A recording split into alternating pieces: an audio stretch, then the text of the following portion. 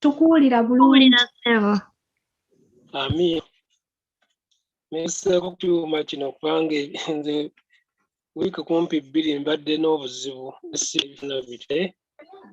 Twebaza Mukama nti Mukama mulungi atusembezezza mu kaseera kano.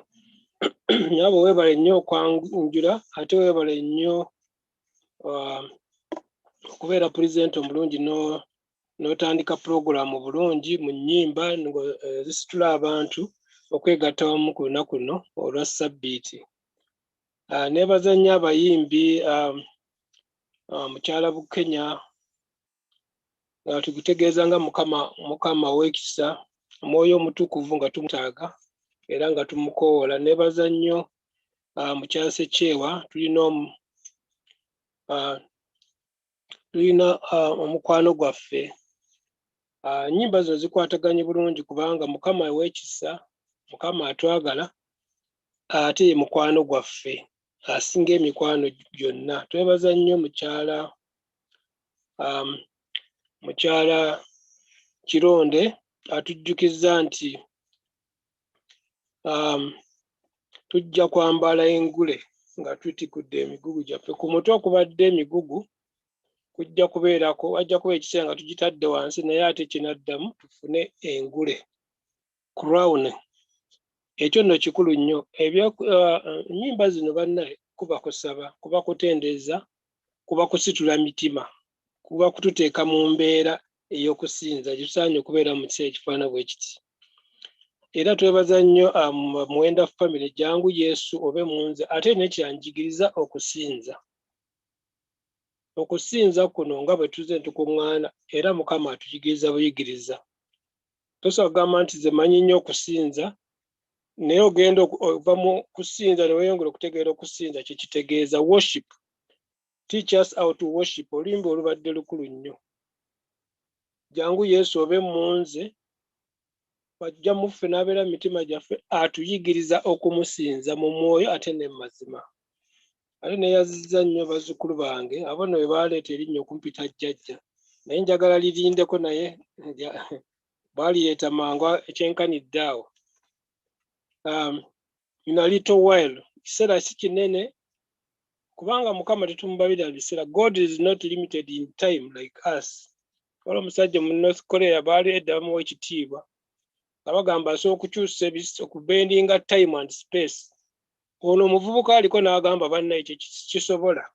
Bali bajjajja abo abafuze ba Kim baali bagamba the leader of North Korea can bend time and space. Ekyo Katonda yekka yasobola okikola.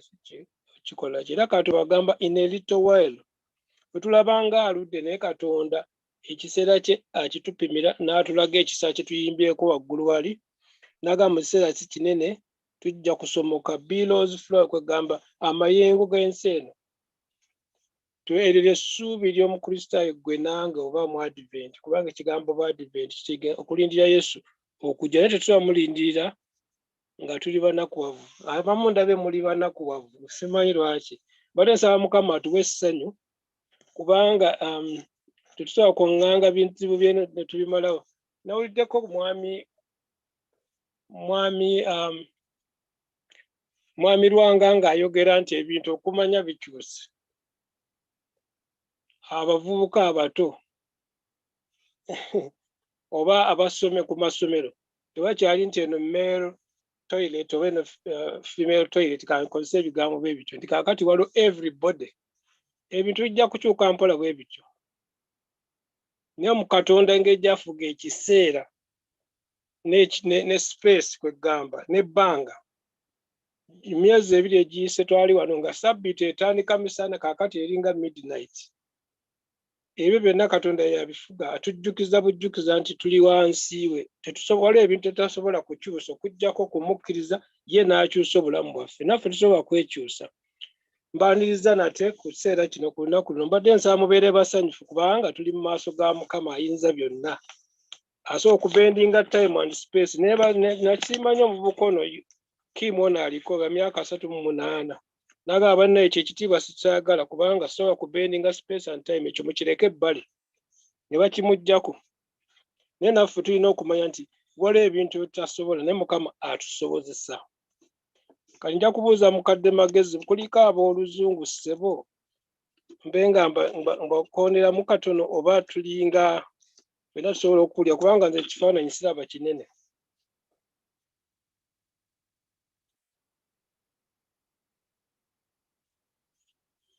Se mukadde gy'oli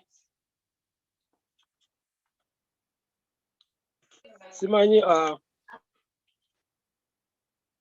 mukyala Bukenya yabandabira abantu ffenna tusobola tunaagenda bulungi mu maaso. Ssebo oli bulungi genda mu maaso ssebo. Tekuli nnyo tunako abavubuka ate nga nsuubira topic ya leero eyinza okuba nga ejja bagasa omulabwa gwa leero nga tulinako abavubuka so abavubuka tubeerabira baganda bange ebimu tebabitegeera baba nva kubuuza bange wano bagamba ebimu tebabitegeera. Amiina. Kale katusabe. Omutukuvu Mukama Katonda waffe ajjudde ekisa n'okwagala. Kkiriza okuweereza kwaffe akawungeezi kale luyimba lugambe Mukama njigiriza okusinza. Ate jjangu obeere mu nze. Mukama Katonda waffe n'ennyimba zonna ezibadde zikutendereza. Kwebaza bonna abaweereza mu ngeri ez'enjawulo. Kwebaza Princess Nacho atuweereddeyo okusaba. Kwebaza Katonda waffe abato n'abakulu abali mu maaso gaffe ate nga bali mu maaso go. Tuyigira ku ggwe naffe buli omu n'abulira okuva ku munne ne tweyongera mu maaso. Katonda waffe tuwa mukisa bwe tunaaviira wano kawungeezi gato tugambe nti tukoze bulungi okukuŋŋaana ng'abooluganda ne tulya ku mmere emu ate ng'Omwoyo Omutukuvu yatuluŋŋamya. Erinnya ligulumizibwe litenderezebwe ku bwa Yesu Kristo Mukama waffe. Amiina. Weewaawo kakati nja kukozesaamu katono ku by'oluzungu naye nga mbadde nsaba atusomera Bakolinso ekyokubiri essula ya 5:18 okutuuka ku 20. Tujja dusoma mu luzungu. Bakolinso ekyokubiri 2 Corinthians chapter 5 verses 18 to 20. First in Luganda, then in English, then we shall go from there. Otujja okujja omutwe gw'ekyokuyiga kyaffe, omutwe gw'ekyo Mukama kyatubikudde akawungeezi ka leero. 2 Corinthians chapter 5 verses 18 to 20. Whoever is read after the Luganda reader.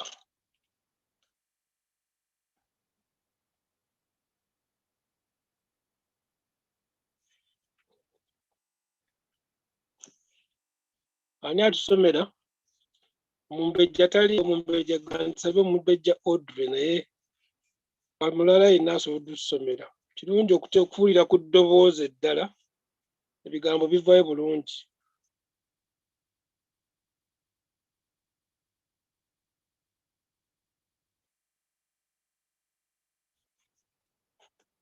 Sebo gambye ki? 2 Corinthians chapter 5 verses 18 to 20. Okay. 2 Corinthians chapter 5 from 18 to 20. I'm going to read from New Living Translation.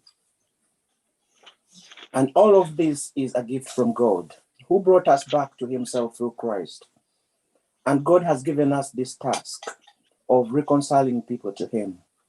For God was in Christ, reconciling the world to himself, no longer counting people's sins against them. And he gave us this wonderful message of reconciliation. So we are Christ's ambassadors. God is making his appeal through us. We speak for Christ when we plead, come back to God. Amen.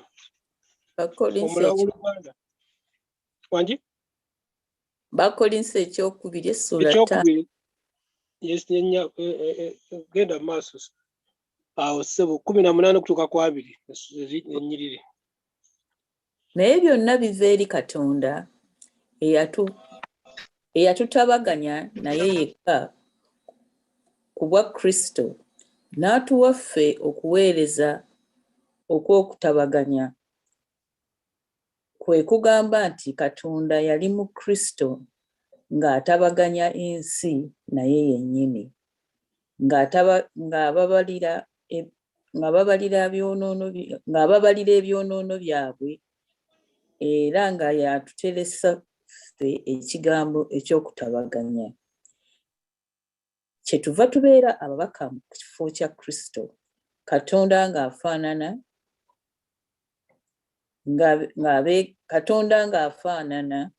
ng'abeegayirira okuyita mu ffe. Tubeegayirira mu kifo kya Kristo mutabagane ne Katonda. Amiina. Olunyiriri olwo lwe ŋŋenda okugyamu omutwe weewaawo nja kugaziyaako. Ekyensooka okubagamba tulina ekitongole ekiyitibwa PARL oba PAL, kiggwayo nti Public Affairs and Religious Liberty. Ekitongole ekyo kiri mu kkanisa, so kubanga tonnakiwulirako ngenda okugyamu omulamu mu nnyiriri ezo. Our study or our sermon this evening is about we being ambassadors. Ffe tuli babaka ba Katonda. Ambassador kivayo bulungi okusinga omubaka. We being ambassadors, and those are the words we read about in 2 Corinthians chapter 18 verse 20. Chapter 5 verse 20. We being ambassadors of Christ. That name, there's so many choirs with that name, and God bless them. Kakati tubeera ababaka, omubaka alina okuba nga akiikirira eyamutuma. Bwe tubeera aba ambassadors tubeera ffe nga tukiikirira Katonda. Kitegeeza ekkanisa Mukama mu kugiruŋŋamya yateekawo ekitongole ekyo. Abamu tebatera kiwulira naddala mu kkanisa entonotono, naye mu kkanisa ennene oba ku mulabirizi oba ku ki gye kiri nnyo era kiwagirwa nnyo. This department is a department in the church, Public Affairs and Religious Liberty. Kitegeeza nti ekkanisa erina okuba nga etunulira abantu abagyetoodde, ebitundu by'abantu ebibeetoodde mu ngeri zonna, neeba nga tesirika busiisi naye ng'egendayo neyeeyanjula mu bantu abo. Tutwala abantu be bayita ba PR, Public Relations Officer. So the church cannot keep quiet when it has got all this message. Whereas there is a society around it, there are religions around it, there are other departments around it, there are, governments, there are politicians, there are, so many things. Ekkanisa tesobola kusirika busiisi. Era Mukama ekokola kiruŋŋamya. So the church, God through his revelation to the church, he said he taught us, gave us this department so that we can reach out to all other people. In some cases, you cannot just go direct. You have to go in one or the other. Nogenda n'amagezi ng'ogenda mu bantu bano. Kakati bwe kibeera public affairs kitegeeza ebintu ebikwata ku bantu abatali ba Advent mu bufunze n'okubeera n'eddembe ly'okusinza. We go to the public who are not Adventists in their organization, the departments, in the politicians and all these people, parliaments and everything, because they are not Adventists, maybe they will not understand us. And also we fight for religious liberty. We don't fight the way other people fight. Tugende kulwana bane twekalakasa mu makubo twetaaga eddembe ly'okusinza kisobola obutakola mu nsi ezimu. It may not require to go in the streets and then we do all these parades and say no, we need our freedom. Some countries that might not work, so we have to use God gives us wisdom on the way to do this. Then kisanyukira kubanga Katonda atuwa omukisa kukola ki okutambula bwe tutyo. Si kyangu naye gye kiri. Ate abamu tebakitegeera bulungi oba tebakyagala bagamba mugenda mu kyati ne mukolagana n'abo byobufuzi. Ate tubala muli mu gavumenti, mugenda mu amadiini amalala ne mugendayo ne mubanga abakola ki. Ekyo Mukama ajja tuyamba tweyongere kitegeera. Some people don't understand this, why this department is there like all other departments. Because it is like going out, joining politics, interfering, going with other people who are not Adventists and mingling with them. We shall see really what message did Jesus use. Yes, yakozesa nkola ki tusooka okweyazikayo ku zino enkola. Ddala ekitongole ekyo bwe kiba si kituufu bakikola bwe kifuluma ebweru w'ekkanisa, kiki kye twandikoze ng'ab'ekkanisa. Mutuufu nja kuwaayo ebyokulabirako nga tugenda mu maaso. Omukadde ayitibwa Nsibambi yafa emyaka giwezeeko, yali ng'ali ku union ya Uganda nga yewa public relations. Kanisa ebintu bigenda ebweru aso kugendayo n'amanyi kigenda n'agenda ku graduations ezitali za Advent mu Makerere nga bamumanyi, n'agenda mu bitongolemu mu finance n'ayogera ne ku bantu ng'abagamba aba Advent gye tuli naffe gye tuli tufaana bwe tuti. Yakola omulimu gwe bulungi. So we had an elder Sebunya. He used to go, he was in Uganda, but he used to be a PR for the church. Public relations, yakolagana n'abantu naddala batali ba Advent. Tukolagane nabo abamu bagamba nedda. N'abakristaayo abamu bagamba kankuli wali amadiini sigenda gannyonnyo galinga 3-4. Bo tebakolagana muntu yenna at all. Ebintu byabwe bya munda tebakolagana muntu ne bw'omubuuza asobola obutakuddamu akuyita kino na kiri tayagala kukolagana naawe ne ku mukolo gwasobola obutajjaako. Some regions, some beliefs in other don't like any interference with anybody. They don't go to government, they don't follow any government rules. Sometimes they don't like the national anthem, they don't involve themselves anywhere with anybody who is not their religion. It's more or less a sect. Kakati no kituyamba nti bannaye tulina okubanga katukiyigeko katutegere ekitongole kino. Ndina omuddu wa Mukama enkyagenda tuwongera olw'eggulo. Mukama ajja tuwa omukisa kubanga ye ate musumba ajja kwogera ate ekisingako. Kino ekitongole kye bayita PARL. Omukadde mutuufu baakikwasa omwaka guno sikoze bulungi nnyo naye tubadde n'omukadde mukiibi. Mukama amusaase kubanga obulago bumutawanyaamu. Ye mukadde wange ate nkirimu bw'omu mu ngeri eyo. Naye waliwo omusumba amuyita Kavaalo ndoza mukyala mukadde Kagwa yamumanyi ennyo kubanga yali omusumba waabwe ku mbaga yaabwe yakikulire wano era yakiruŋŋamya kibe nga kitambula nga bategeera kiki ekigenda mu maaso. Ekyo public affairs and religious liberty.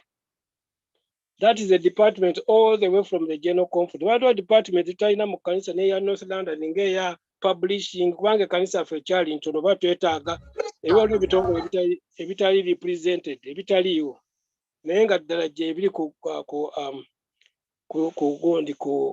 General Conference. Lwaki ekkanisa yaffe ekolagana mu bintu eby'okutuukulira abantu okuteesa meeting ekola meetings nnyingi era ebitongole bituula kyoba abantu okutuula kuno kwetaagisa waliwo be tulina okutuula nabo wadde si ba Advent.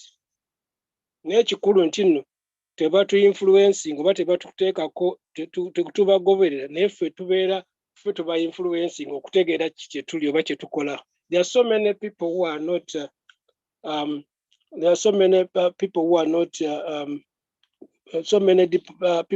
real Adventists, but when we meet them, we influence them more than them influencing us. We tell them whom we are.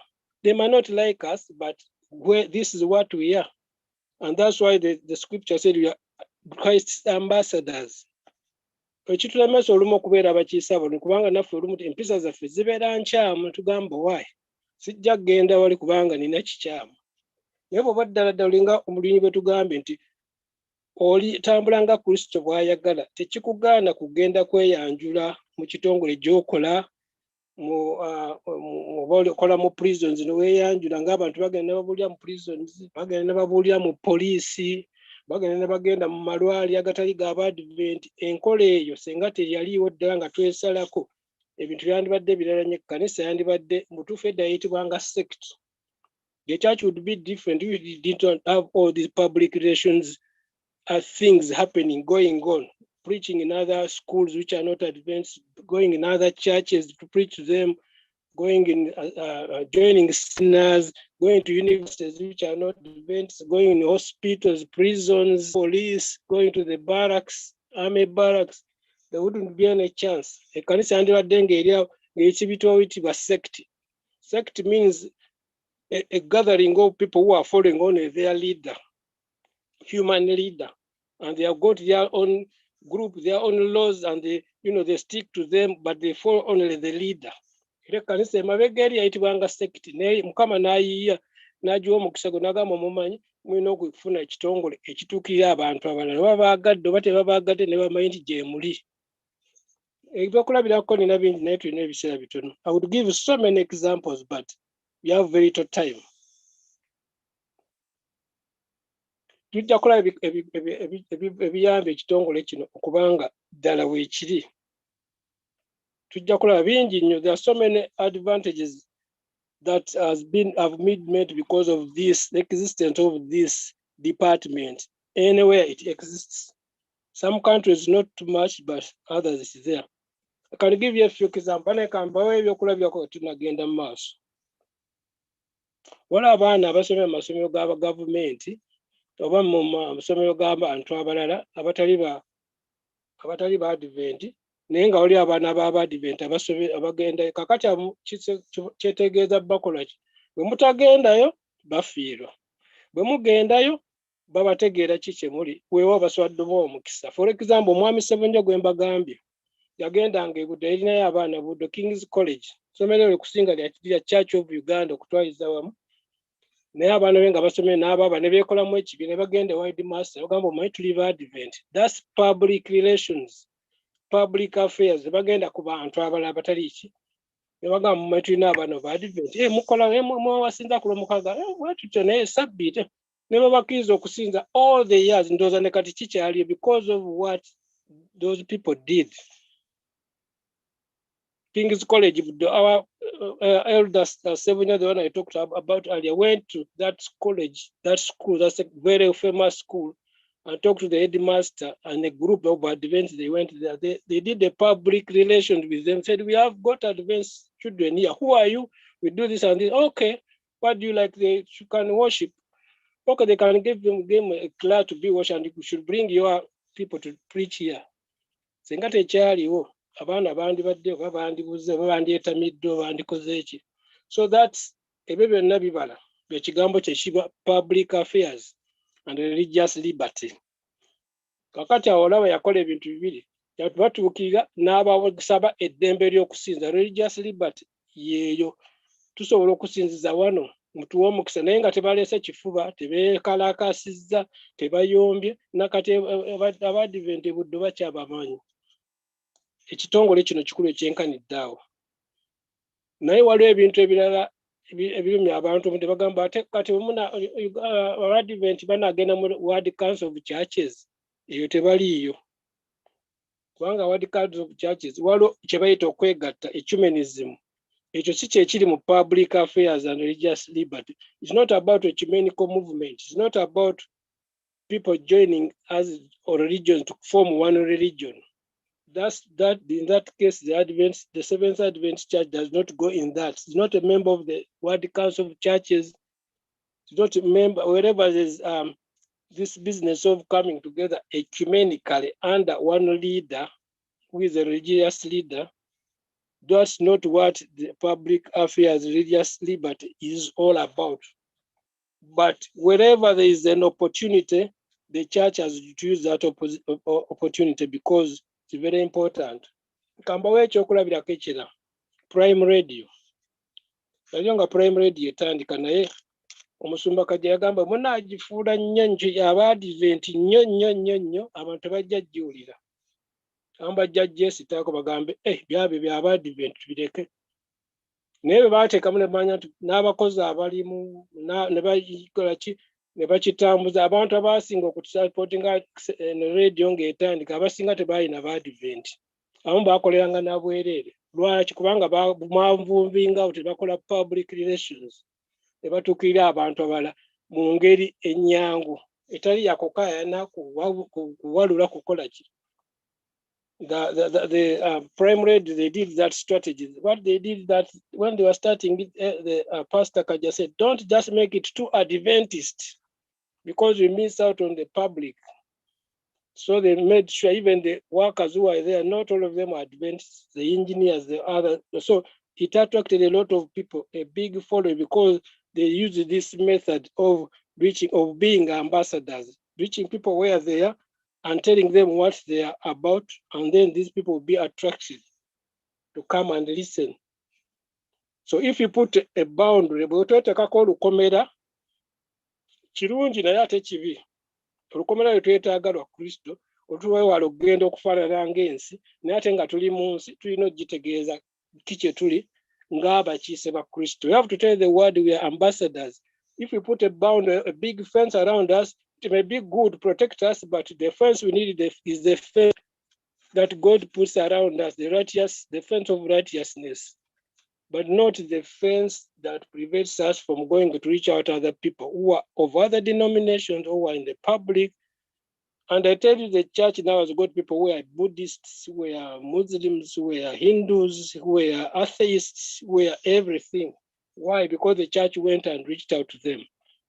Ekkanisa teyansobodde kubeera na kitongole kubeera mu nsi nga Pakistan kubanga eriyo ekkanisa yennyini ate mu kitundu mweri tebaagalya dde abakristaayo naye nga gye bali lwaki kubanga bakozesa enkola eno.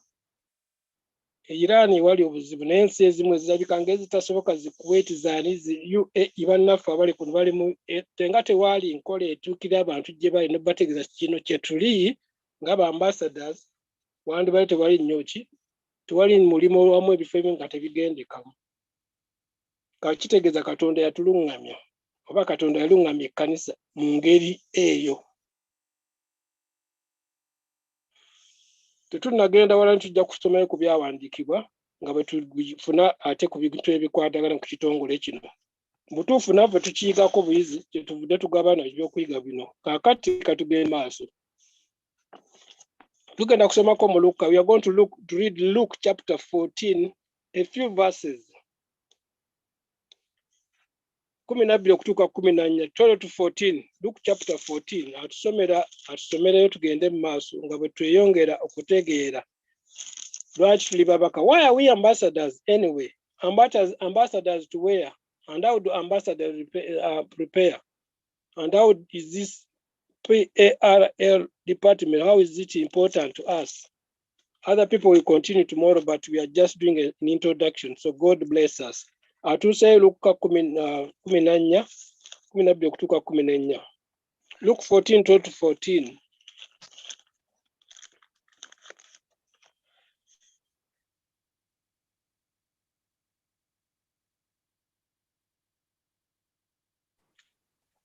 Jemuli? Era n'agamba n'oyo eyamuyise nti, bw'ofumbanga emmere ey'ekyemisana oba ey'ekyeggulo, toyitanga mikwano gyo, newankubadde baganda bo, newankubadde ab'ekika kyo, newankubadde balirwana bo abagagga, si kulwa nga nabo bakuyita ne wabaawo okukusasula. Naye bw'ofumbanga embaga, oyitanga abaavu, n'abalema, n'abalwenyera, n'abazibe b'amaaso, era oliweebwa omukisa, kubanga tebalina kyakukusasula. Katonda alikusasula mu kuzuukira kw'abatuukirivu. In English, Princess Nature or Ella or Loveday or Chloe or Claudia. Read that, please.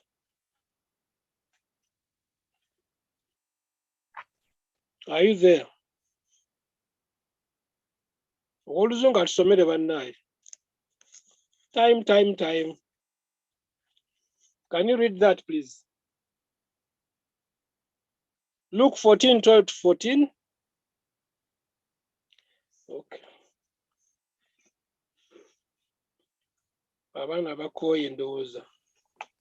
I'll read it. Read it, okay, thank you. Luke what? Luke 14. Luke chapter 14, verse 12 to 14. Okay. It says, then he also said to him who invited him, when you give a dinner or a supper, do not ask your friends, your brothers, your relatives, nor rich neighbors, lest they also invite you back, and you be repaid. But when you give a feast, invite the poor, the maimed, the lame, the blind, and you'll be blessed, because they cannot repay you, for you shall be repaid at the resurrection of the just. Amen. Kukusaba mukyala Richmond kwe yaŋŋambye nti empeera yange eri mu ggulu ngyeyanzizza. bw'onookolanga ebintu nga by'Abadiventi byokka, embaga z'Abadiventi bokka, ebintu byonna byokka by'Abadiventi bokka, amasomero y'Abadiventi bokka, weewa n'ennamba osanga tezijja kubeerayo. Ojja kulaba amasomero g'Abadiventi, maybe mwami Mwanga Nanjuja, osobola okusanga more than maybe 60% si Badiventi. Singa twalina enkola ofumbye mmere y'Abadiventi yokka, pate z'Abadiventi bokka, bali tetwagala kumanya, balinga abakafiiri, tebamanyi, baagaana.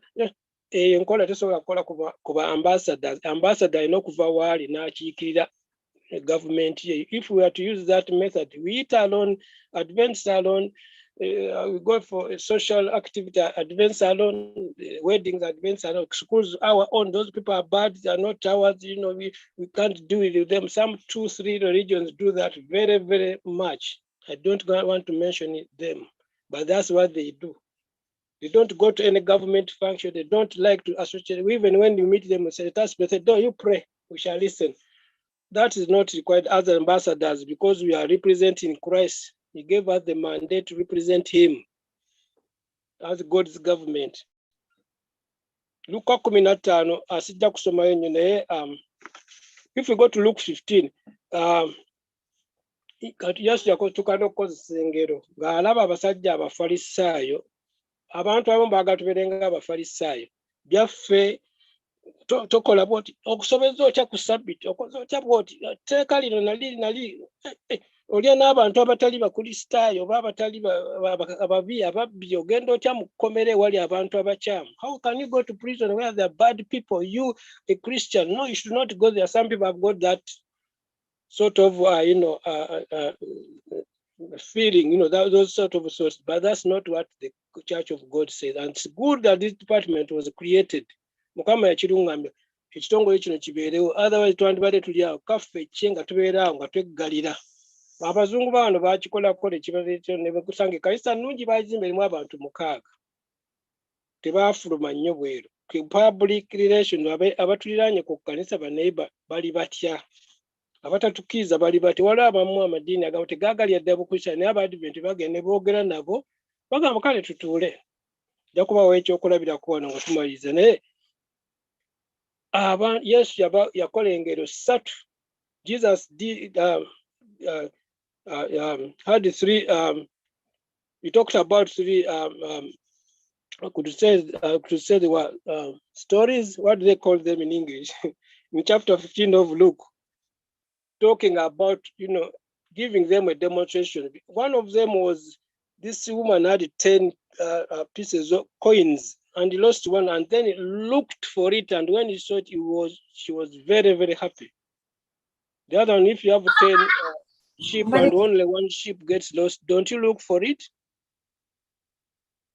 And so the prodigal son, you have to look for that extra one that is not there. Kyova nti n'omuntu omu ne bw'aba agenda oba kubatizibwa, ekkanisa esanyuka kubanga eggulu lisanyuka. At least for that one person is going to come out of the public. You have to go out and tell the public what the Church of God is, what you are. They might not like it. Abamu tebabyagala naye baba bakutegedde balijja oluvannyuma.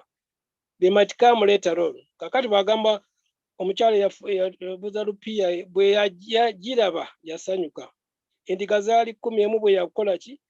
Bwe yagiraba n'asanyuka n'agikomyawo. Ebimu byalimu n'okujjagala. Omwana yazaawa ali omu naye bwe yakoma kitaawe yasanyuka. Naye mwerabe omuvubuka ono yasigala awaka. Senga tuba tulina budde okusoma 28 olunyirira bulina okutuuka ku 3. Kiri kyamunyiiza nnyo. Kansubire nti Omukristaayo omuntu bw'aba akomye mu kkanisa tugamba nti ate kitunyiiziza oba kitweralikiza. The prodigal son, when he came back, it was only one person. Remember what the boy who stayed behind was very, very angry. How do you make a party for this one? You kill a big, a cow and all this, and then I hear music when I was working and I've been with you.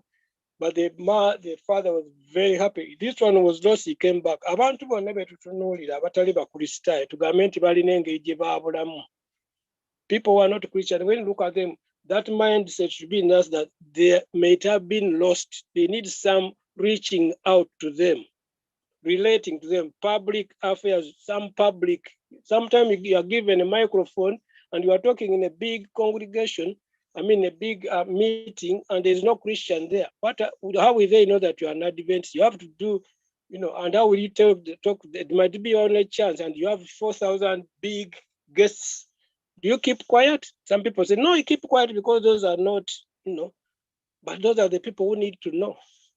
So when somebody comes back, abantu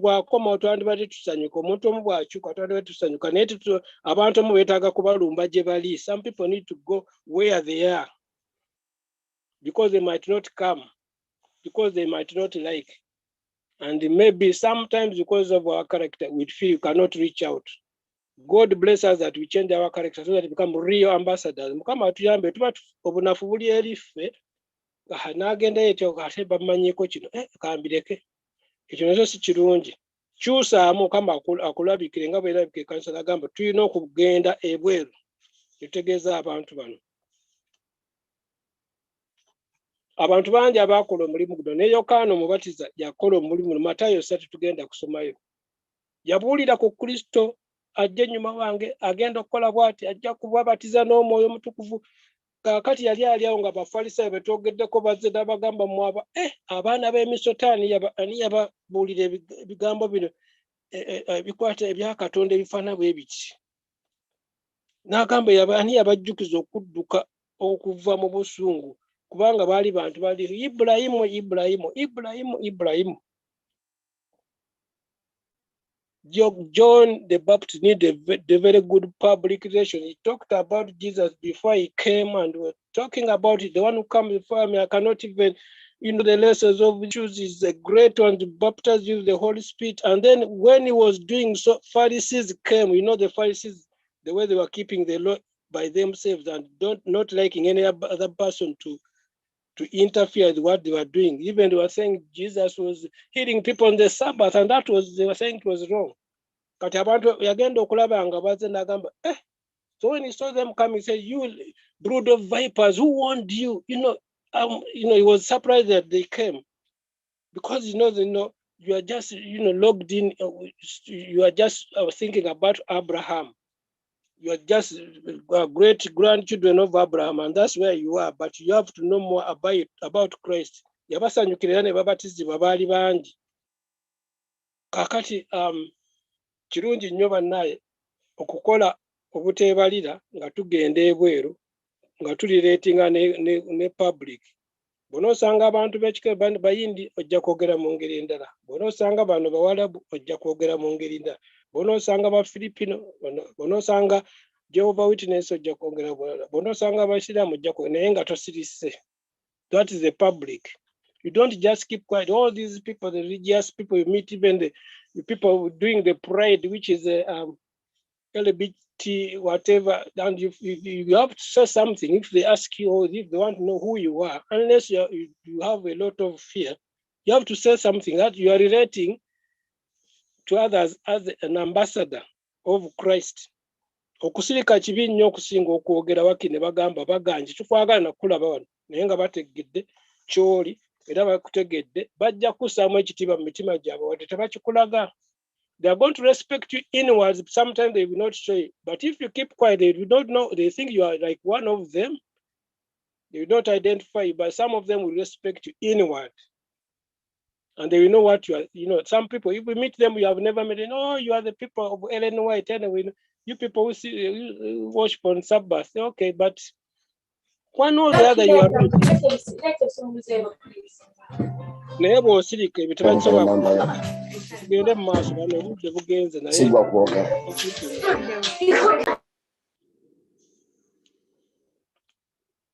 Tujja kulaba omusajja omu nga sinnamaliriza oluvannyuma awo gwenja okusaba mwogereko obuzibu bwe yaleeta. Nja kusooka mbasabe banne mwogereko omusajja oyo mumumanyi nnyo, mulungi nnyo, tumwogerako nnyo, naye waliwo ekintu ky'ataakola nga ambasada waani.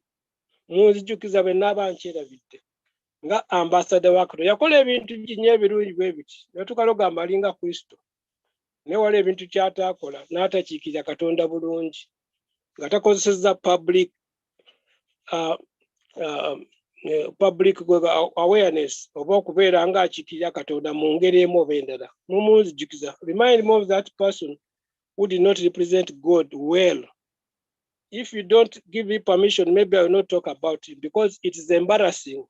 We talk very good about him, but there's a small thing that he made, which became very big because he did not represent God well. Be a good ambassador of Christ, and God will bless you. Katugende mu maaso. Ekitongole kino PARL mu butuufu kyatandikibwa emyaka sijja kugyogera bulungi, omukadde omusumba ejja ajja tutubuulira, tujjamu ekiseera eggulo. Ekkanisa ogiteeka mu kifaananyi abantu bagitegeere. Abantu abali bagiyita kasekiti baleme giyita kasekiti. Balaga kanisa gyeri yeesigibwa yeetagibwa mu bantu. It is a relevant church. It has got credibility. It is trustworthy and is needed by the public. The church had to go out and had to form a department like that. Mujja kulabira ebintu nga bawulira Adventist Muslim relations ndoza mwali mukiwuliddeko, ebitongole ng'ebyo bituukirira abasajja bano oba abakazi bano. Senga byasiika busiisi, abasajja bano tebantutegedde, bantukyaye, bantuyise ng'abalala. Nojja kusanga nga bw'osanga abasiraamu ababiri, omu owokusatu ajja gwamba mamanyi mwe muli bantu balungi, bimwogera mbimanyi. Era kata senga saali muddu wa Allah nandibadde mu Kristaayo nga mu Advent, ekyo baakijjawa. You find them saying that I wish you people will understand you because you do this and do this, because one of them talked to me, and one of them, my child was studying in your school, you're Muslim, but you done something about it. So I like you people. You are clean, you are this, you are that. But if you keep quiet and you don't say anything, they don't know. They take you the whole lot. Christians, they drink too much, they do that. That's what they would call you. Kati kanisa ino gitwala kikulwa nti tweyawula mu balala nti ffe tuli banjawulo tuli batuukirivu, nnyo okulaga nti kanisa weeri ey'amazima mu kiseera kino era yeetaagibwa. So that's why you have this department, Advanced Muslim Relations. They are important because an example in a place called Kawempe, they called the Advanced Church, and Kawempe is full of Muslims. They started near a school called Kawempe Muslim School. They put tents there for weeks. And they were discussing the Bible and the Quran, and they allowed people to go there and say what they are saying, which is very uncommon, which is not common. Bayita abantu ne bakungaanya wali akawunti okumpi kampe Muslim emyaka giyiseewo nga gigenda mu 10, ne batuula abadive ne batuula wano ne basooka bayibanga gwagana empawa ne bafumba emmere ne baga tuddemu olw'eggulu, ne bayita basheeke, ne bayita abaali abasiraamu basheeka abakyuka ne boogera, ne tebaali kubagana, tewaali bomu, tewaali ki. Can you imagine? Ekyo kyandisobose kitya senga twasirikanga busiisi abo tubatya bangi. Ne bagenda ne bakola that dialogue, ne batuula ne mukkiriza mu Ellen White tumumanyi 1800 mwe mwatandika tumumanyi, ne bagamba okay nate tugende ku kino, ne bavaawo bulungi, ne bagamba mukomewo n'olulala.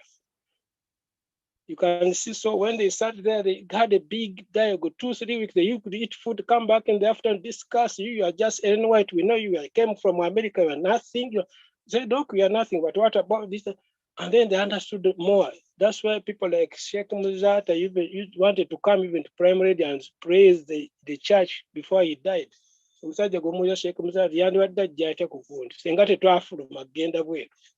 so these departments are important. Tulireetinge n'abantu abalala nga tibe batusika naye nga ffe tubalaga kye tuli. Bikulu nnyo, abamu tebakisobola, abalala bakisobola. Kampite mu bwangu kubanga obudde bugenza. I'll be a bit faster. Okay, secondly, it came from the general conference. Second, favorable condition to share God's good news. Okufuna ekiseera ogamba wano tusobola okubuulira amawulire amalungi. Nasanyuka nnyo bwe nalaba akapande ka Adra wano Afghanistan mwezi guli bwe baawamba. Nendaba emmotoka ya Adra nga nerabako akafaananyi ngamba praise be to God.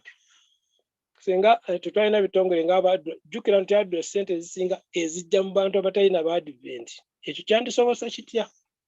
This Adra Advent Development Relief Agency, where could it get money if it was not going to the public? And how did it serve in Afghanistan of all places? When I saw that emblem somewhere, when there was this takeover in Afghanistan, I was said, praise the Lord, because they are there. They're in Pakistan. They are even in all these countries where a church, there might not even be a church around, because you are related, and they know that these are Christians, but they are different Christians. Mukama atuwa omukisa nti Katonda yennyini alungamye ekkanisa kino ekintu mukikole ate mukikole bwe muti.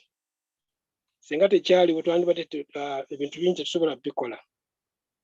Ekisooka to share the good news, freedom, fellowship, and God to serve other fellow human beings. Okuweeza bantu bannaffe abategeera nti oweeza bakulisaabuka, okuweeza n'okwagala n'okulungamya n'okutuukirira n'okugabana amawulire amalungi n'abantu abalala. Kyali kyetaaga omulamu ogwo guteeka mu maaso. Wadde tulina ekitongole ky'ebyenjiri, naye kino ekitongole tujja kulaba kituuka wala, kisukkawo awo, kubanga kigenda ne kituuka ne mu gavumenti mwennyini. Kakati n'ekya kye bayita prejudice. Prejudice kitegeeza nti oyo ndowooza bw'ati bw'ali era bw'akola, ako kasekiti kabiina ka Ellen White kabeera eri.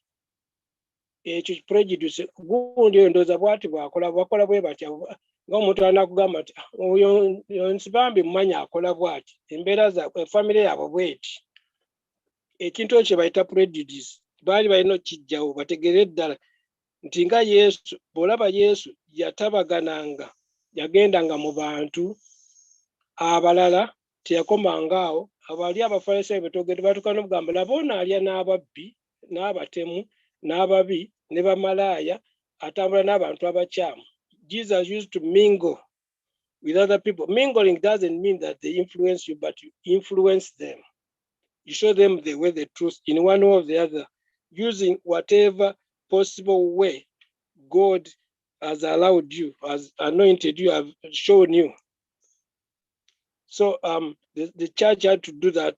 They had to mingle in one way or the other and do what is to use what is called peaceful persuasion. Ntamuntu mu ngeri empombeefu omukkirizisa gwe ky'oli. Sigenda kulwana kubagana nga bw'olya waliwo Abakristaayo abamu abakubagana e Uganda eyo.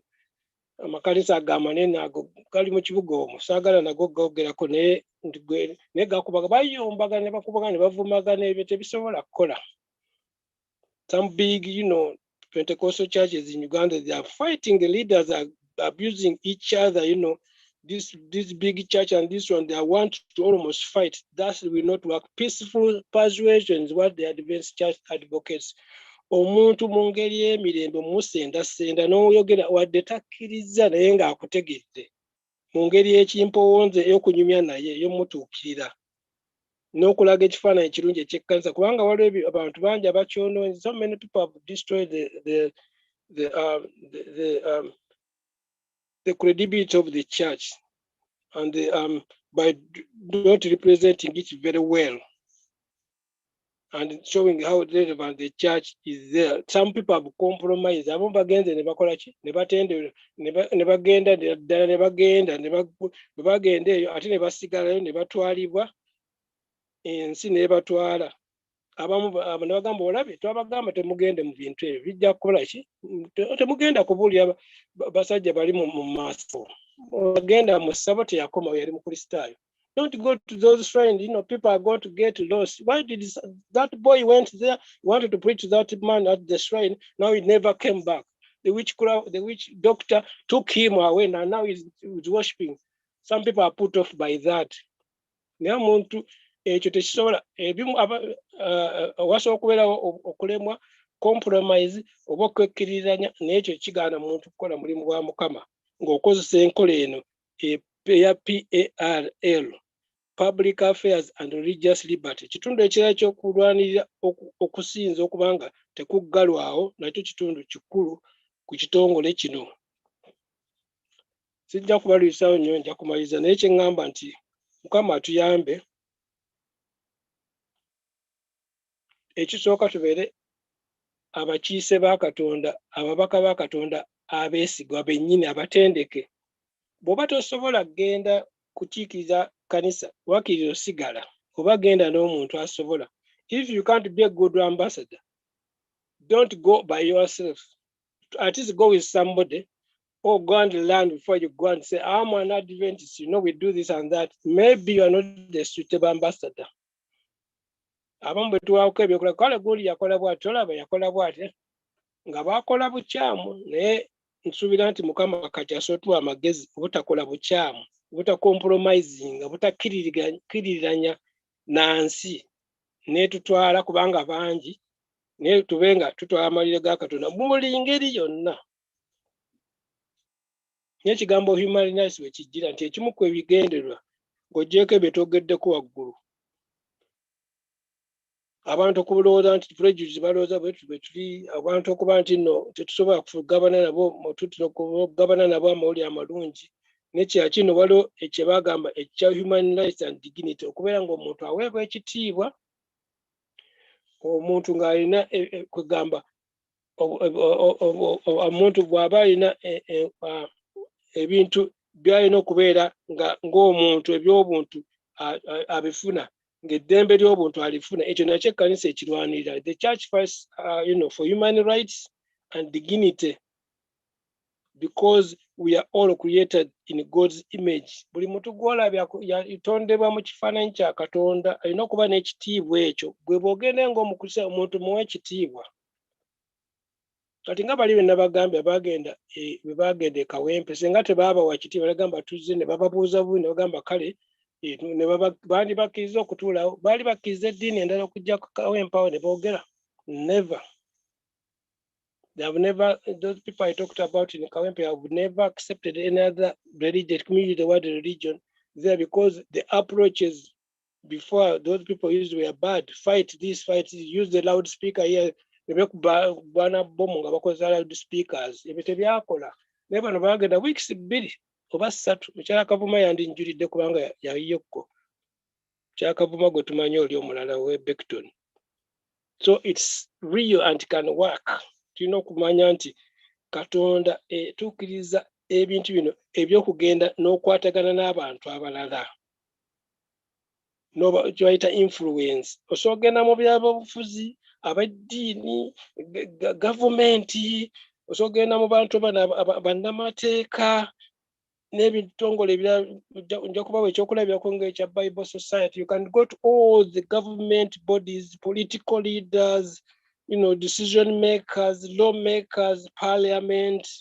You can go there and advance and they will open the doors for you because you're an ambassador of Christ. Other than saying, no, we are not in any politics, not going to the police, no prison, not going out to meet these people, the Jehovah's Witness or Pentecostal or Muslim.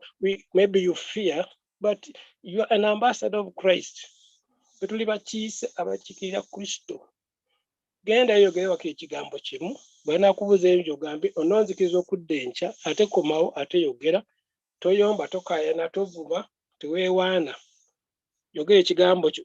Don't just boast or be angry or annoyed whatever they say, but make sure what has taken you there that day has been delivered. Maybe you can come back another day, make an appointment, but reach out.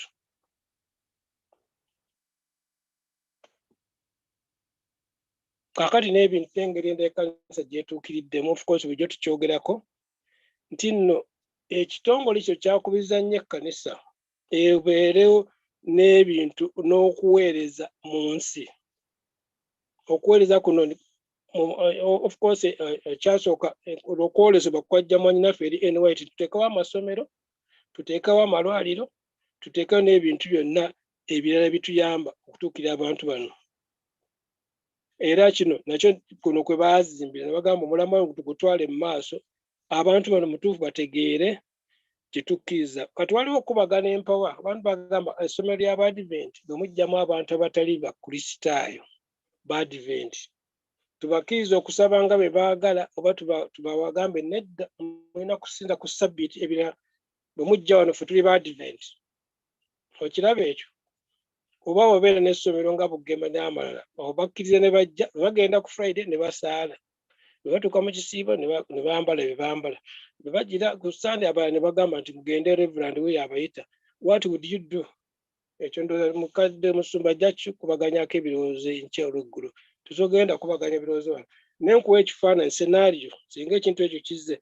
If you have a good school like Bugema and then you have other religions, people of other denomination, even non-believers, do we allow them to do what? To worship and, do whatever they do? During the fasting, Ramadan, they do their rites and they worship and they cover themselves. On Sunday, you allow them to go out and it's an Adventist. What would you do? Ekyo nayo kirowoozeeko kugamba bagamba nedda tokkiriza abantu bano kujja bajja kutubeera babeera twagala bajje bakyuke naye temubakkiriza kubeera wano basaalira wali ate bali ku Sunday bafulumya nno lino sobola Abadvent bajja balimanyi. Is that fair? Si kyangu kukira. So this is, that's why they call diplomacy. Nti baliwo enkwata y'ebintu erimu kwegamba okukwata ebintu nga bwe bizze ate n'oggyamu amagoba agabivaamu. Bw'oba okayanira eddembe ly'obuntu ate abaana bazze mu ssomero lyammwe gw'ogenda kukolawo ki? You are an advocate of human rights as an Adventist, an ambassador, and people come to your school. Maybe they have come to test you, and you'd say, no more, not that religion. It's only this one. We advance, when you can go back to your schools, and then when you go out, and then you go to university, or you go to Islamic university, or Uganda Christian University, you see Mukono, and then you go there and you say, no, we want also to worship. So sometimes you have to relate, but you don't compromise.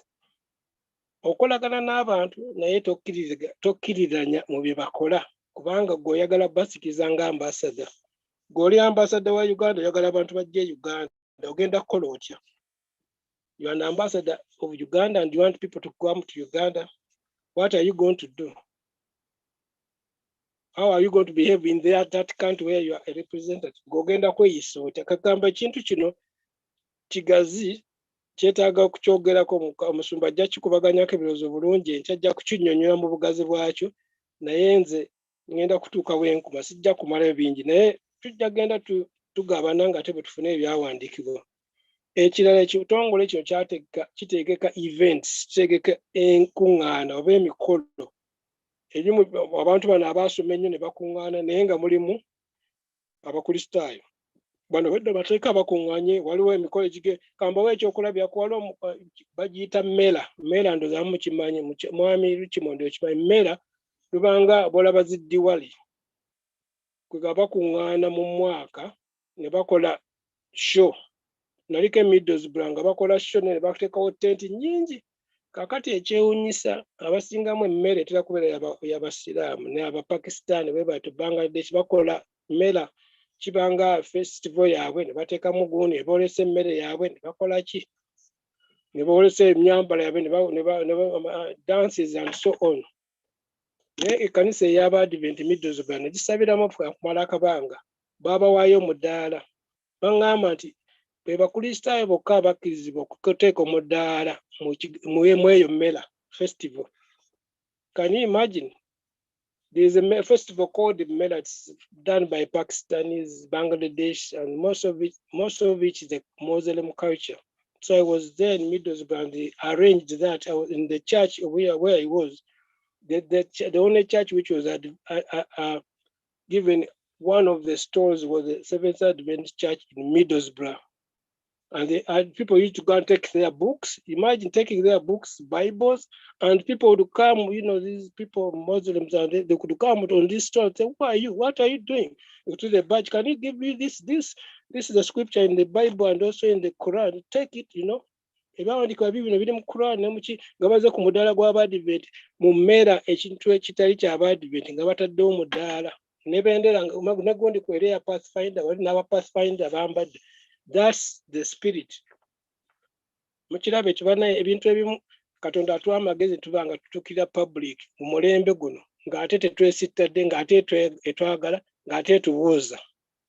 Kati abantu bangi era baawandikanga nange nakolako olumu kubanga nali ndi eyo daga gojja okuweza owandiika abantu abaze essimu zaabwe abaagala n'ogaba kano lwalina obutabo bwalina ne babugaba ne buggwawo ne bagaba in a Mera, which is a Muslim festival season of some kind.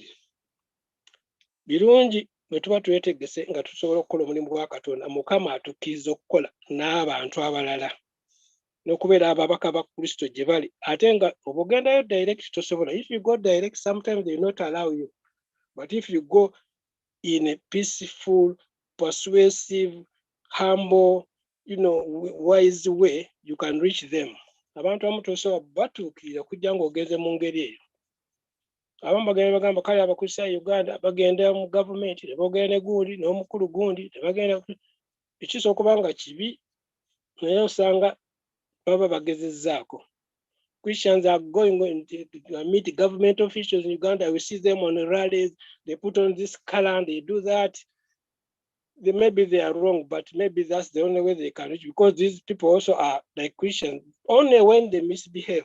Abantu bana betulaba sijja ku mentioning amanya Uganda abakristaayo abadvent abali mu bintu bya byobufuzi ne batuukirira omukulu gundi omulaba ne gundi ayambadde bino basooka okubanga bwe bakola ensobi yawe ekinnumira nakola ne bamukuba amawulire yakoze bw'ati yakoze kinnuma ne esaidi eri okubatuukira osanga batuufu bulumbu batuswaza ne bakuba gundi yakoze bw'ati n'okwata ku matu n'okumemwa naye baba bagezezzaako nabo beetaaga okuwabulwa naye baba bayingidde bakoze omulimu guno gutandidde okukola oba okwetabamu.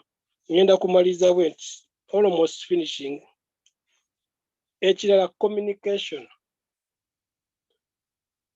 PARL, Public Affairs and Religious Liberty, baagala nnyo ekintu ekiriba communication. Okuwuliziganya ekitongole kya communication ne bano bakikozesa bakuba obutabo boogera bakola reports bakola articles academic papers abantu mwami Lwangero nonjira waliwo otuka nga olina okuwandika papers okulaga kikyoli kati omukristaayo naye agendayo ne yeeta mu papers ne bakola discussions ne bayita abantu kati ng'Bugema University abantu academics basajja ab'amaanyi bavudde mu katwiiki oba mu kinajja n'ayogera ebintu ebirimu relations. Wandibadde oleeta abakristaayo bokka oba wandigambe nti tetugenda ne tutabagana. Waliwo n'emizannyo gya inter-university tugendayo. Of course tebazanya ku Sabbiiti. Do you allow those academic people to mix up with you? Do you reach them out when they prepare? Do you prepare forums and invite them? Or just keep to yourselves? Or you'd rather keep to yourselves? You have to raise the profile of the church, unless there's something wrong with it. But if you are doing right, according to God's law, you have to raise the profile of the church. Awojja okutuuka ogambe banne tulina abaana baffe gye muli abo twagala basome ku Sabbiiti banne tulwanira ekintu kino mutuyambe naye bw'obeera ebweru tebakumanyi tebakutegeera lwa mukaaga biki what are they talking about osobola okubeera n'obuzibu. That's how you could reach these people. You have students in their university, they have come to your university, they have come amongst you, you have gone there and you are discussing about academics. Then you can mention, you have students who believe like me, but they shouldn't worship on the Sabbath. What is the Sabbath? Oh, you are the Sabbath keeper. I remember I saw you in the other forum. Okay, we are going to, in my Senate, you are going to think about it. All about reaching out, all about to say. If you keep quiet, you don't follow, you don't go there. You make the church, like you are not the salt of the word, you are not the light of the word. What of munyo gwansi? Wango munyo tebagwerungamu. Salt does not, is not mixed with itself, but salt is mixed with some other thing. Nekitanga tekisigala nga kibikkeko nga wano bwembisse nekibeera kitambula. So we can't be the light of the word and the salt of the word without you showing your light, without you showing what you are, without lifting the profile of the church and Jesus as his own last remnant church. Nature freedom. We have to liberty, religious liberty, kitegeeza okubeera n'eddembe ery'okusinza. Bali be nayogeddeko mwami Ssebunnyo mukadde mugenzi yagenda e Buddo n'aleka ligasi eyo era kyakola. That elder Ssebunnyo the late went to Buddo, I think before he became an elder, maybe 30 years ago. but that legacy is still there because he showed them what they are in a peaceful, nice way. And that's religious liberty. They are still worshiping up to now. Katibacha says. So Kibuli Secondary School, Muslim, Gawali Abakrista, Abadvent, Basinza, Baba Wali Okusinza, because they approached in a nice way and with humility, and they reassure that these people are people of God. Although they don't join them, but they allow them.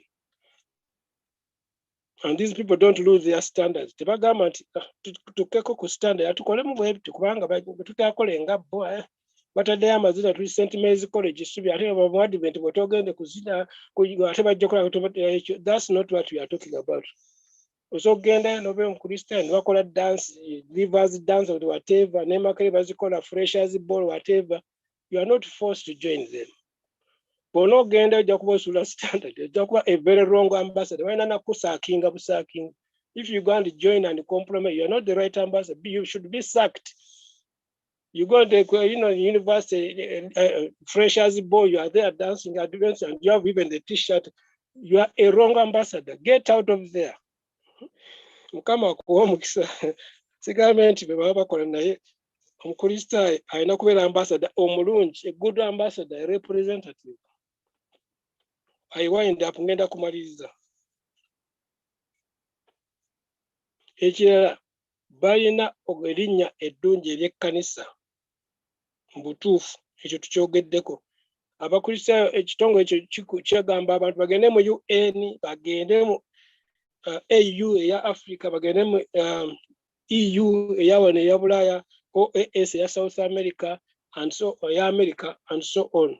All these bodies, United Nations, African Union, European Union, Organization of American States, it is this department advocates that should go there.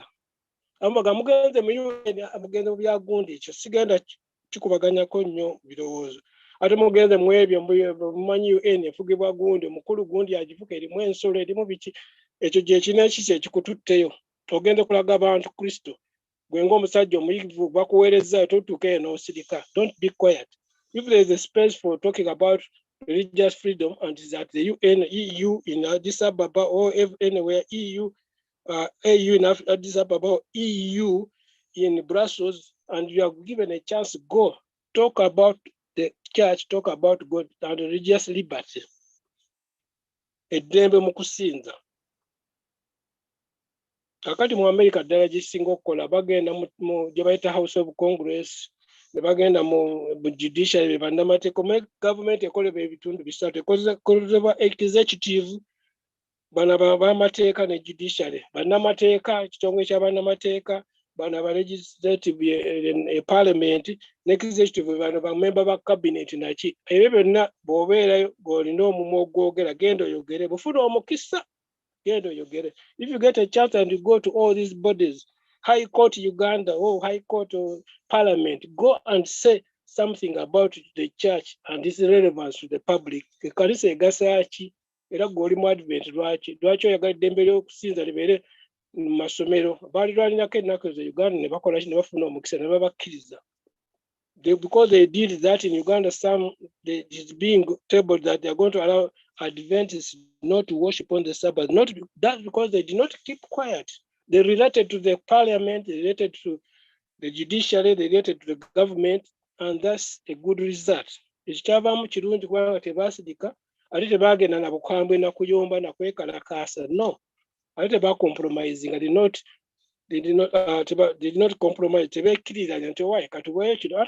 Omwana kale mumukkirize ku makya agende mu kanisa olweggulo akomewo. Ekintu ng'ekyo kye baakola. Baalemerako ku mulamwa naye ng'ate baayogera.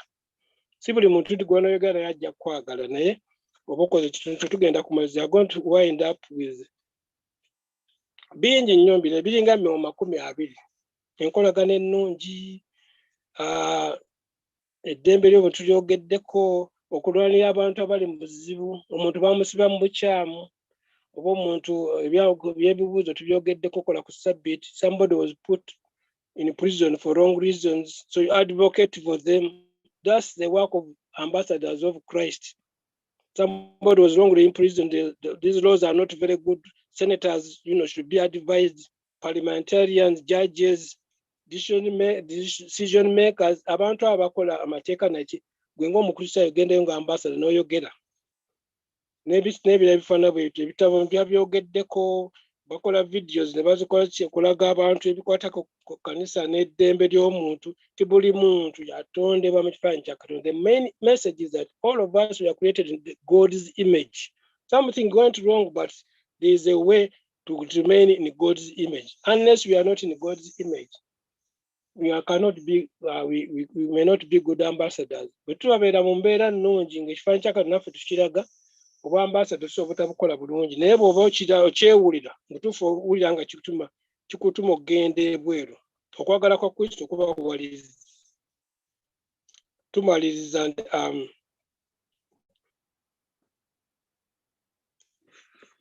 tumaliriza buti tugenda kufunayo bibiri tulyoke tumalirize. Ate mediation kitegeeza ki? Mediation okubeera nga waliwo abantu abakontana ababiri gwe n'oyingira wakati bwabwe. Nakiwulirirako naye mukadde saamutuukirira, naye nawulira mukadde Lwigamba mumumanyi bulungi. Ebintu birina bibiri byali bikubagana empawa ng'ate by'abasiraamu. Ne bayita omukadde Lwigamba ne bateregeregana. One day bamala ndoza about a week nga bano batudde nga abali wakati gamuki mu Advent ng'ani ambassador wa Kristo. Ne bakkiriganya ne bamugwa mu kifuba ne begwa mu kifuba ne batambula. How did that happen? Nakiwulira naye sinnamubuuza ndowooza kituufu era bwe kyali. Kye ŋŋamba nti this elder, there were two groups of Muslims who wanted to fight. So they had a big argument, different faith groups in Muslim, and this man, an Adventist elder, Rwigamba, went and mediated between them. He's one of the ones they could call, and they said, okay, they hugged, and then they said, and they became fine. Who else could they have invited? Because they saw in him somebody who could do that, because he was a good ambassador. They saw his character, his way of talking, and so they invited him. Kibayita mediation. Abadvent balina bingi bye tusobola okukola kubanga Katonda abayita kubeera ababaka. Mediation. When bagamba conflict resolution, ffe twali batugenda mu awali conflict tugamba nti bano bakubagana ffe katuyimire mukolebe mukakkane mukke wansi ne bakakkana. We could be mediating in all these conflicts we hear all over the world as Adventists. Not politicians, not following what they are doing, not copying them, but they knowing that there is a person who can come and represent God among. If they might not like it, but they are going to use that opportunity. If you keep quiet, they miss out and you miss the blessings. So God, when they be talking about Advent Servicemen Industries, ASI, abakristaayo abali ba professionals beegatta ne beekolamu omulimu. These professions all over the world, they go and do some, they come together and then they make a big organization which can look for, people want profession to go join the government, profession to go for further education, profession to come together to, you may find that people, kati ebizimbe waffe bikuba abantu buli kaseera naye bayingini abadiventi gye basogamba kubanga buli mwezi waliwo ekizimbe ekigwa ekitta abantu kikola kitegeeza waliwo abantu abakola naye nga tibakristaayo, si bantu ba Mukama, si bantu abatya Katonda abakola ebintu eby'amazima. Tetwetaaga abayingini okwegala ogamba omanyi ffe tuli bayingini tuli wano tuli bakristaayo tujja kukola omulimu nga tetumala gamikisinga seminti na mitayimba gitanywedde na biki seminti ebivundu naki. Buildings are killing people in Uganda because the engineers there, they are not true engineers. If you had a group of engineers say now these are Adventist service industry men, they are together, they can do a good. Even the government can give them projects to do because they know these people are trustworthy. Waliwo omusajja omukulu omu abayita Bachwanga, saagala mwogerako naye nalina bukyeraba mu Bachwanga ndowooza. They are called Bachwanga in Uganda. One of the big people, a big person in Uganda calls them Bachwanga. But he said there's something good about them. He's a politician. I don't know where he got that, but that's an example that people might know you, but they want to see that what you are doing is exact. Omusajja ayitibwa Gandhi. Yagamba nali ngenda okufuuka omukristaayo naye bwe naye abakristaayo bakola ne ngamba sijja kufuuka mukristaayo. Indira Gandhi, no. Gandhi, yeah, I think I've forgotten the other name. Mwami Rwanga yabimanyi. He wanted to become a Christian, but he said what the Bible said about Christianity is very good and pure and direct, and it's very good. But when I see what Christians are doing, I said I will not become a Christian. So it's very good to be a good ambassador. If you can't be good, maybe wait until you are good enough, but it should go with what you have. Totobola kubeera mukiise wa mubaka mulungi ng'ate okola nga bw'oyagala. Lindako oba si ekyo twala ekyo ky'olina ky'oba oyogerako ky'oba okola, vaayo ate linda olulala oba genda n'omuntu. Tugenda kumaliza, Mukama yeebazibwe. Omusajja oli gwe nabadde ngambye nyabo nina eddakiika mmeka ndowooza ziweddeyo.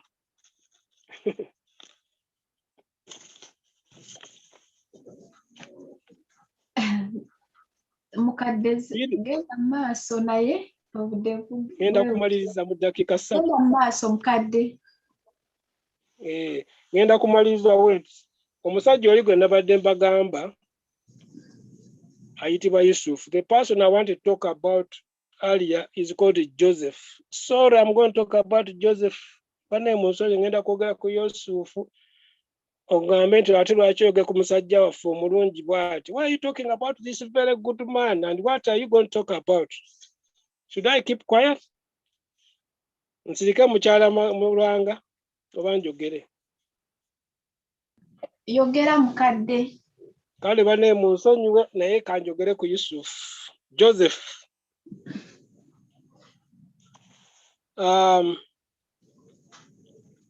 Yusufu mumanyi gye yava n'asuulibwa mu kinnya, ne badda ne balimba taata waabwe, ne bagenda ne bakola ki, taata n'alooza mwana we bamusse, abasajja ne bamutwala the Midianites ne bamutwala e Misiri, n'abeera eyo n'abonaabona, n'agenda n'avaayo n'afuna ekifo ekinene kuyita mu bufunze. Baganda be ne bajja n'abakolera bulungi, n'abasonyiwa, n'abeera nabo. Ye mutuufu yakolera kabaka omulimu omunene ogw'amaanyi, n'abamuwa ekifo ekyawaggulu. Wadde wansi eno baamuwayiriza, mukyala Potifali amuwayiriza, n'ajjukira baganda be, n'abasonyiwa, n'akaaba amaziga. Good, Joseph was good, lovely. He forgave his brothers who mistreated him, and he brought his dad was there and he was crying. They were saying things that he could have done anything because now was a big man, although he went as a slave. Very good. Benaita tata we n'abayita n'agamba bawadde n'ekifo mujje mubeere eno, mujje tugudde ebintu ne bali ebintu baba n'ekifo kyalo kiramba mu luka gombola ddamba bayitanga Goshen ne babeera bulungi. Awo Yusuf muwa max 15 ku 150%. Joseph was very, very, very good. He forgave his brothers, he brought his parents, he made them well, he gave them big land, and then they were prosperous. God is good. God remembered them and they cried, he forgave them. Very good heart. Even not even punch this man whose wife was, trying to take him on. N'omusajja ono yamusibisa Potifali teyamukiikira liiso. Musajja mulungi throughout. Naye waliwo akantu akatono weewaawo kasa okuba akano Yusufu ke yakola. Katugende mu lubereberye nga tumalira Sura ya 47. Genesis 47. I'm a bit, I'll take a few more minutes because I don't like to leave you today. Tugenda ku olubereberye 47. Olugero lwa Yusufu lunene nnyo sigenda tuddamu lwonna. Netujjeyo akantu katono. Was he a good ambassador? Yali mukiise mulungi owa Katonda? Katulabe wano katono. Tosome mangu 47:5. Lubereberye.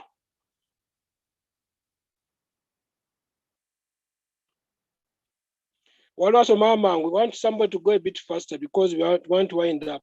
To my zone, Mr. John. I want somebody who's to read fast. You should follow in your English Bibles because of time. We are going to use Uganda. 47:5. Farao nakola ki? Kale kanjisome ndowooza.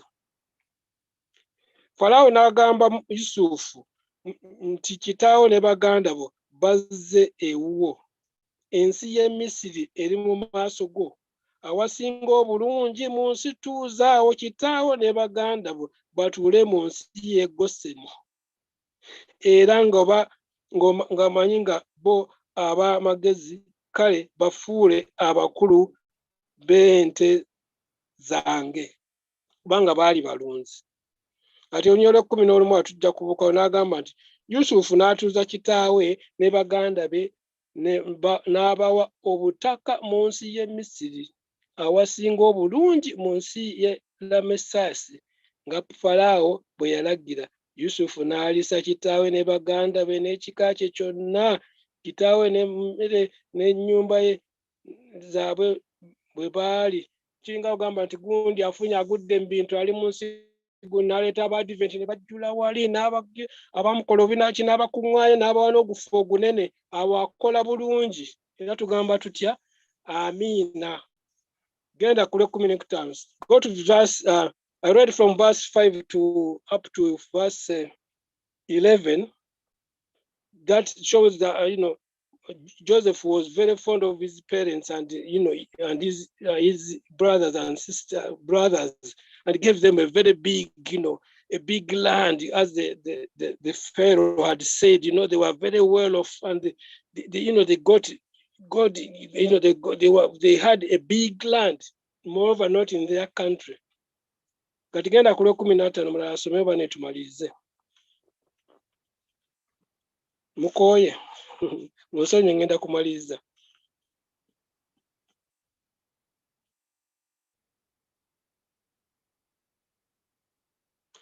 Kale kamalize one. Let me be quick because I think agamba bw'ati olw'ekkumi n'ettaano.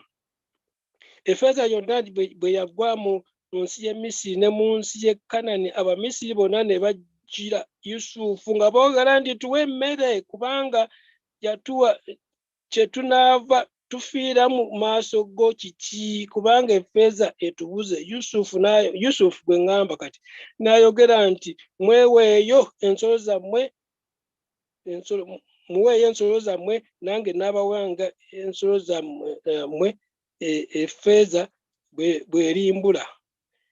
Ne baleetera Yusufu ensolo zaabwe. Yusufu n'abawanyisa emmere n'embalaasi n'endiga n'ente n'endogoyi ne byonna kwegala ebintu byabwe baabiwaayo ku lwa Yusufu. Naye kugenda ku lwa 23 we ngenda okumalira ku okutuuka kwa 23 ki ekyaliwo. Singa wabadde wansomera awo tumalirize kyandibadde kirungi, bane saagadde kubeera nga nsoma nzekka. Mwami lwanga soma 23 to 27. We are now in the same chapter 15 of Genesis, verses 20 to 27. What did Joseph do? Then we conclude. Soma Yosef.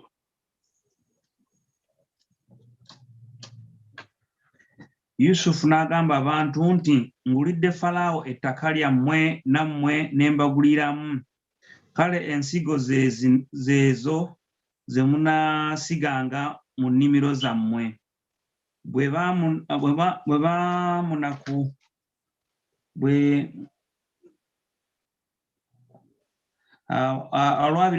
munaakungulanga mu mawanga Falaawo ekitundu ekyokutaano n'ebitundu 4 bye binaabanga ebyammwe eby'okusiga mu nnimiro n'okulya mmwe n'abo mu nnyumba zaabwe. Olwa 25 ne boogera nti otuwonyezza okufa, kati tuli baddu ba Falaawo. Olwa 26 Yusufu n'ateeka etteeka ery'omu nsi ye e Misiri erikyaliwo ne leero. Falaawo okuweebwanga ekitundu ekyokutaano, naye ettaka lya bakabona lyokka lye lyafuuka erya Falaawo.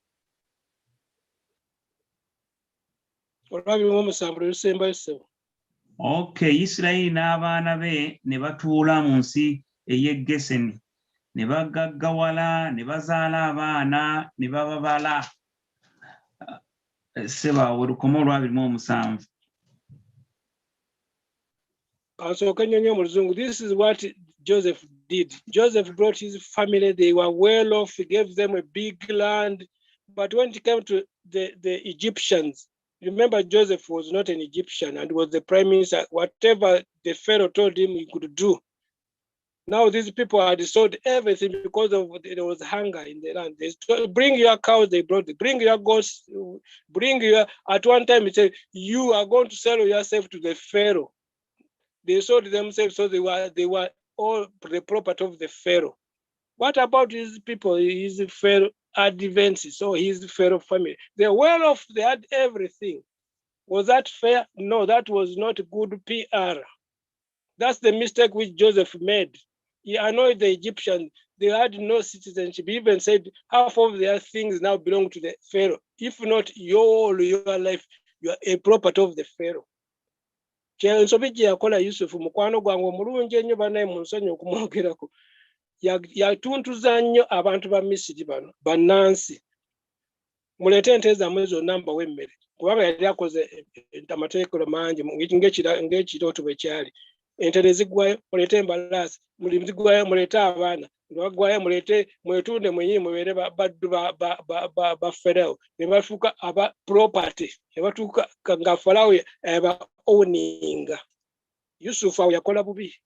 Mufo abantu bano okubeera nga ambassador owa abantu bali abalungi bavudde eggwanga lya Isirayiri yaleeta obukyayi, yaleeta obulumi abantu ne beetundira ddala ne beera baddu ne batufuka n'abaddu ne bafuuka property ya Falaawo. That was not a good representation of omuntu wa Katonda. Awo yakola ensobi mu nsonyi okwogera ku Yusufu waffe omulungi. Ekyavaamu kye tumaliriza nakyo. This is what the result which was kuva essula emu olunya olw'omukaaga okutuuka ku lw'omunaana. This is the result. Exodus chapter 1 verse 6 to 8. That's where we are ending. Kiki ekyavaamu kyali si kirungi sebo kinsomere mwami Lwanga. That's the result of ensobi Yusufu gye yakola obutabeera a good represent, a good ambassador of God's people. Kubanga obwambassador obukola eno mu bantu abatali babo. Awo yakola ensobi nabyo ebyavaamu. That's where we are going to end Exodus chapter 1 verse 6 to 8.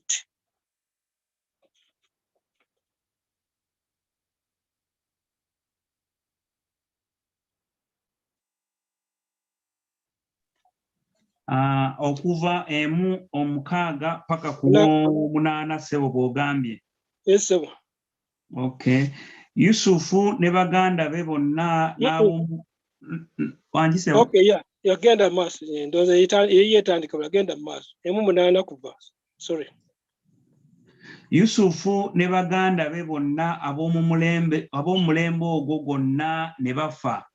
Olw'omusanvu abaana ba Isirayiri ne bazaala ne beeyongera obungi ne baba b'amaanyi nnyo ne bajjula mu nsi yonna ey'e Misiri. Olw'omunaana awo kabaka omujja. Olw'omunaana. Genda maaso. Olw'omunaana lugamba nti awo kabaka omujja ataamanya Yusufu n'alya obwakabaka. Kakati kabaka omulala azze Falaawo oli avuddewo. Falaawo atamanya Yusufu najja. Then that's where the suffering of the new Pharaoh came. Now the Israelites are going to suffer because of the mistake which Joseph made. He just loved these people, but he's not care about these people were the owners of Yabananisi Yabafaako, Nabatuntuza, Nabatuka, Chomsolo, Change, Munio, Batemulina made him, Tunde, Movereva Falaawo. That was bad.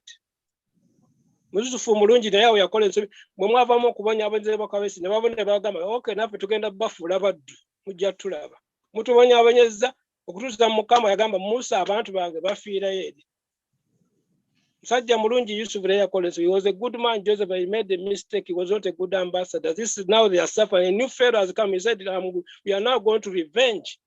How could you mistreat us? We sold ourselves. Now we are the slaves of the Pharaoh. I'm a new Pharaoh and I'm going to deal with you. And that was not bad on both sides. Bano bakola byo ku revenginga kuba kutuntu n'abaana bamwe babazaala mutwale bantu abaana embuto bazijjemu balemesa okuzaala bazadde nnyo bakulaakulanye bali mu nsi yaffe. That was bad. You are in our country and you are prosperous, and your prime minister, the one who was here, he mistreated us and promoted you. That's not good. That's not fair. Our Yusuf Collins, Nsibambi tubeere ba ambassador abalungi Mukama atuwe omukisa ku bwa Yesu Kristo Mukama waffe. Amina. Amina.